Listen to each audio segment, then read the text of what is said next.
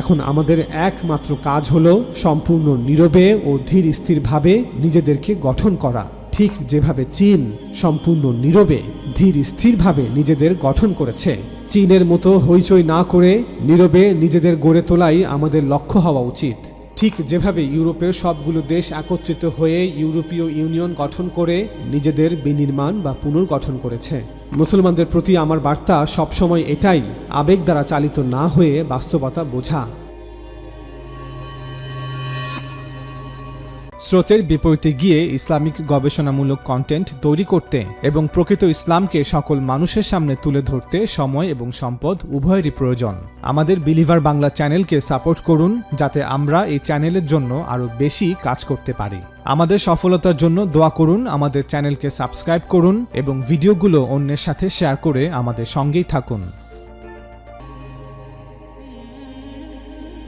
উস্তাদ জাবেদ আহমেদ গামিদি বলেন, বর্তমানে ইহুদি এবং মুসলমান উভয় জাতির উপরই আল্লাহ তাআলার পক্ষ থেকে শাস্তির চাবুক বর্ষিত হচ্ছে। তার মতে উভয় জাতিই তাদের কৃতকর্মের ফল ভোগ করছে। ইহুদি এবং মুসলিম উভয় জাতি বর্তমানে আল্লাহর পক্ষ থেকে এক ধরনের পরীক্ষার মধ্য দিয়ে যাচ্ছে। ইসরায়েল রাষ্ট্র গঠনের মাধ্যমে ইহুদিরা যে সুযোগ পেয়েছিল তারা তার কৃতজ্ঞতা প্রকাশ না করে বরং আগ্রাসন ও অবিচারের পথ বেছে নিয়েছে। যতটুকু সীমানা পেয়েছিল তা রক্ষা করার পরিবর্তে তারা অন্যের জমি দখল ও জাতিগত নিধনের মতো সিদ্ধান্ত নিয়েছে, যা আল্লাহর দেওয়া সুযোগ শেষ করে দেওয়ার নামান্তর। একইভাবে মুসলিমরাও ঔপনিবেশিক শক্তিগুলোর কাছে তাদের সাম্রাজ্যগুলো হারিয়ে বিশ্বজুড়ে পরাধীন হয়ে পড়েছিল। পরবর্তীতে প্রথম বিশ্বযুদ্ধে চূড়ান্তভাবে পরাজিত হয়েছিল এবং সব কিছু হারিয়েছিল। এত বড় একটি পরাজয় এবং শত শত বছর পরাধীন থাকার আশঙ্কা থাকা সত্ত্বেও আল্লাহ বিশেষ মেহেরবানি করে মুসলমানদের পুনরায় সুযোগ দিয়েছেন। এর ফলে বিশ্বজুড়ে 57টি স্বাধীন মুসলিম দেশ গঠিত হয়েছে। কিন্তু স্বাধীন রাষ্ট্র গঠনের সুযোগ পেলেও তারা ছোট ছোট বিষয় নিয়ে নিজেদের মধ্যে বিবাদে লিপ্ত হয়েছে এবং বড় সুযোগগুলো কাজে লাগাতে ব্যর্থ হয়েছে। উস্তাদ জাবেদ আহমেদ গামিদি বলেন, যখন কোনো জাতি আল্লাহর দেওয়া সুযোগের শুকরিয়া আদায় না করে অকৃতজ্ঞতা দেখায় তখন আল্লাহ তাআলা তাদের উপর বিপর্যয় নাজিল করেন। বর্তমানে ইহুদি এবং মুসলিম উভয় পক্ষই আল্লাহ তাআলার সেই অকৃতজ্ঞতার দণ্ড ভোগ করছে এবং একে অপরের শক্তির মাধ্যমে ক্ষতিগ্রস্ত হচ্ছে। আল্লাহ তাআলা পবিত্র কোরআনে বলেছেন, বলো তিনি তোমাদের উপর থেকে অথবা পদতল থেকে আযাব পাঠাতে সক্ষম, অথবা তোমাদেরকে দলে দলে বিভক্ত করার মাধ্যমে এক দলকে অন্য দলের সংঘাত সংঘর্ষ হিংসা হানাহানির স্বাদ গ্রহণ করাতে সক্ষম। লক্ষ্য করো আমি নিদর্শনাবলী কেমন বিস্তারিত বর্ণনা করছি যাতে তারা উপলব্ধি করতে পারে। গত 100 বছর ধরে ইসরায়েল এবং মুসলিম দেশগুলো একে অপরের উপর হামলা করছে এবং জানমালের ক্ষতি করছে। এটি আসলে এই আয়াতেরই একটি প্রতিফলন। আল্লাহ এক পক্ষকে দিয়ে অন্য পক্ষকে শাস্তি দিচ্ছেন কারণ উভয় পক্ষই আল্লাহর দেওয়া মহলত বা সুযোগের অমর্যাদা করেছে, কেউ বেশি আর কেউ কম। ওস্তাদ গামিদির সাথে একমত হয়ে আমরাও বলবো, 1948 সালে রাষ্ট্র গঠনের মাধ্যমে ইহুদিরা দীর্ঘ 1900 বছর পর একটি সুযোগ বা মহলত পেয়েছিল, কিন্তু তারা নিজেদের অস্তিত্ব রক্ষার পরিবর্তে আগ্রাসনকে বেছে নিয়েছে। আল্লাহ তাআলার শুকরিয়া আদায়ের বদলে জাতিগত শ্রেষ্ঠত্ব ও বর্ণবাদ চর্চা করেছে। এর ফলে তারা এখন গোটা বিশ্বের কাছে ঘৃণা ও আতঙ্কের প্রতীকে পরিণত হয়েছে। প্রথম বিশ্বযুদ্ধের পর ওসমানীয় খেলাফতের পতন ছিল মুসলিম বিশ্বের জন্য একটি চূড়ান্ত পতন, কিন্তু আল্লাহ দয়া করে আমাদের পুনরায় 57টি স্বাধীন রাষ্ট্র দিয়েছেন, অথচ আমরা সেই স্বাধীনতার মাধ্যমে একটি আদর্শিক ও ইনসাফ ভিত্তিক সমাজ গড়তে ব্যর্থ হয়েছি। কি আরব, কি আজম! নিজেদের মধ্যে অনৈক্য ও ক্ষুদ্র স্বার্থে সংঘাত আমাদের শক্তিকে ক্ষয় করেছে। তাই বলবো যে গত 100 বছর ধরে ইসরায়েল এবং মুসলিম দেশগুলোর মধ্যে যে রক্তক্ষয়ী সংঘর্ষ তা মূলত একটি ডিভাইন ট্র্যাপ বা ঐশ্বরিক ফাঁদ। জায়োনিস্ট ইহুদিরা তাদের শক্তির অহংকারে মুসলমানদের রক্ত ঝরাচ্ছে, আবার সেই শক্তির আস্ফালনে তারা নিজেরাও চরম অনিরাপত্তার মধ্যে বাস করছে। অন্যদিকে মুসলমানরা তাদের অনৈক্যের কারণে সেই শক্তির মোকাবেলা করতে পারছে না। আল্লাহ মূলত এক পক্ষকে দিয়ে অন্য পক্ষকে সংশোধন বা দণ্ড দিচ্ছেন। ওস্তাদ জাবেদ আহমেদ গামিদি আরও বলেন, আমি দীর্ঘকাল ধরে মুসলমানদের একটি কথাই বারবার স্মরণ করিয়ে দিচ্ছি। প্রথম বিশ্বযুদ্ধের সময় যে বিশাল বিপর্যয় ঘটেছিল এবং তার ফলে যে পরিস্থিতি তৈরি হয়েছিল তার গভীর প্রভাব আমাদের বুঝতে হবে। বৈশ্বিক পর্যায়ে সেই বিশাল পরাজয়ের পর মুসলিম বিশ্বের প্রায় পুরো নিয়ন্ত্রণ বিজয়ী পশ্চিমা শক্তির হাতে চলে গেছে। বর্তমানে পৃথিবীতে যে শাসন ব্যবস্থা রয়েছে তা মূলত তাদেরই নেওয়া সিদ্ধান্তের ফল।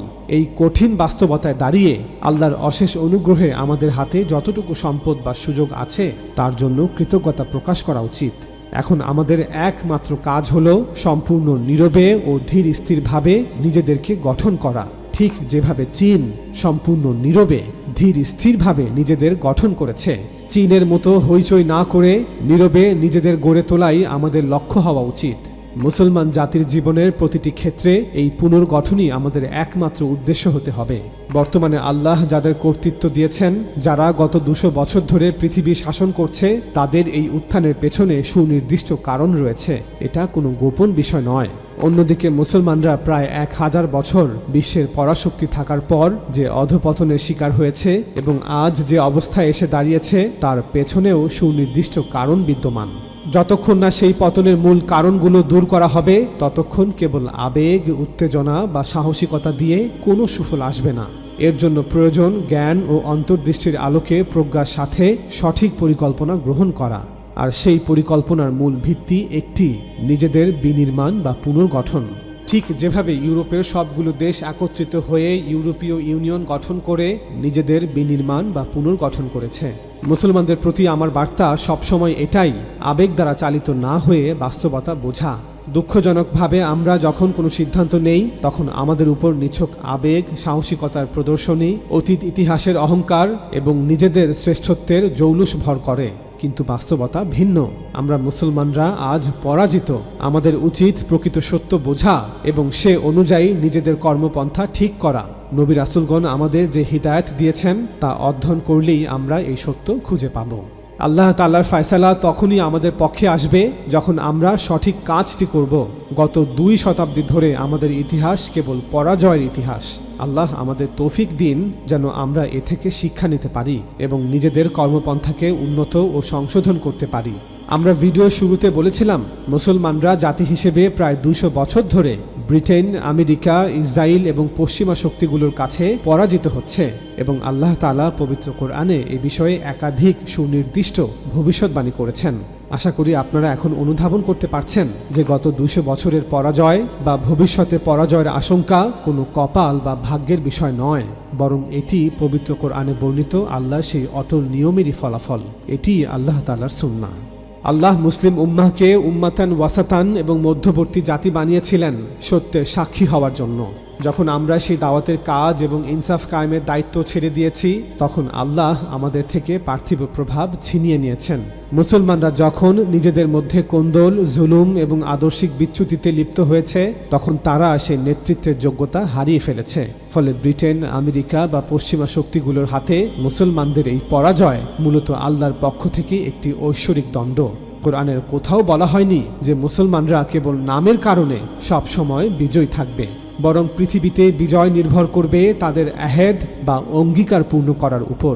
সুতরাং ইহুদিদের বর্তমান উত্থান যেমন একটি মহলত বা সাময়িক সুযোগ, মুসলমানদের বর্তমান পরাধীনতাও একটি শাস্তি ও পরিশোধন। পৃথিবীতে পরাজয় বা বিজয় কোনোটিই স্থায়ী নয়, এটি আল্লাহর দেওয়া আমানত রক্ষার সাথে সম্পৃক্ত। ওস্তাদ জাবেদ আহমেদ গামিদীর ভাষায়, উভয় জাতিই এখন শাস্তির চাবুক খাচ্ছে। বনী ইসরায়েল যদি জুলুম না থামায় এবং মুসলমানরা যদি অনৈক্য দূর করে সত্যের সাক্ষী না হয় তবে এই পরাজয়ের ইতিহাস আরও দীর্ঘায়িত হতে পারে।